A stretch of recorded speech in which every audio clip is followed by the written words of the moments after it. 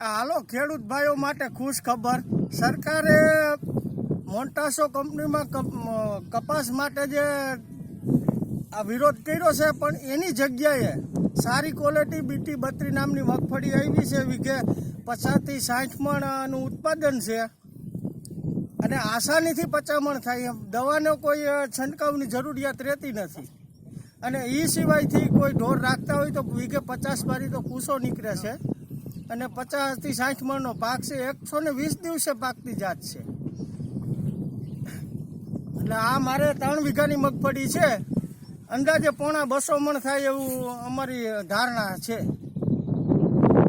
એટલે ખેડૂત ભાઈઓને ખુશ ખબર એ છે કે BT નામની મગફળી BT32 એનું નામ છે અને નવી જાત નીકળેલી છે. જુનાગઢ યુનિવર્સિટીની સંશોધિત જાત છે.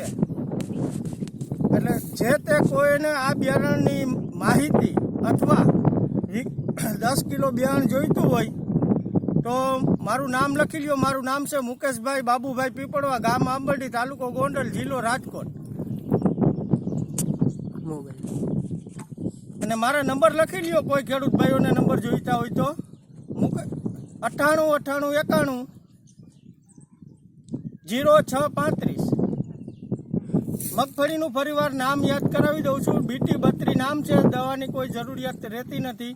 ફૂગ, રાતડીઓ, ગેરું, મોલો મચ્છી ને ઈરું કોઈ પણ રોગ આવતો નથી અને જોરદાર એની રોગ પ્રતિકારક શક્તિ છે. આવા ચોમાસામાં જો 125 ઇંચ વરસાદ પડી ગયો હોય અને આ મગફળી જોઈ શકો છો, આખું ખેતર લીલું છે અને લાગત પાથરા છે. પાથરા મેળવાની જગ્યા બી નથી, એટલી જગ્યા ખાલી નથી. અને આ ફ્લાવરિંગ તમે જોઈ શકો છો.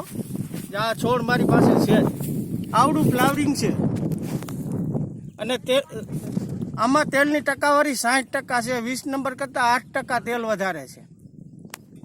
ઉગે ત્યારે લીલી, પાકે તોય લીલી, એનો કલર બદલે જ નહીં. રોગ પ્રતિકારક શક્તિ તો બહુ જોરદાર છે. એટલે ખેડૂત ભાઈઓને જેને આની પસંદગી કરવી હોય ને, બીજી દેશી જાતો કરતાં સુધારેલી જાત છે, રોગ પ્રતિકારક શક્તિ છે.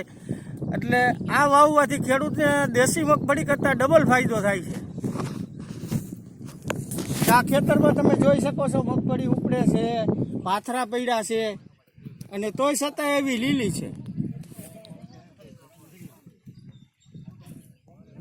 થઈ ગયું પૂરું.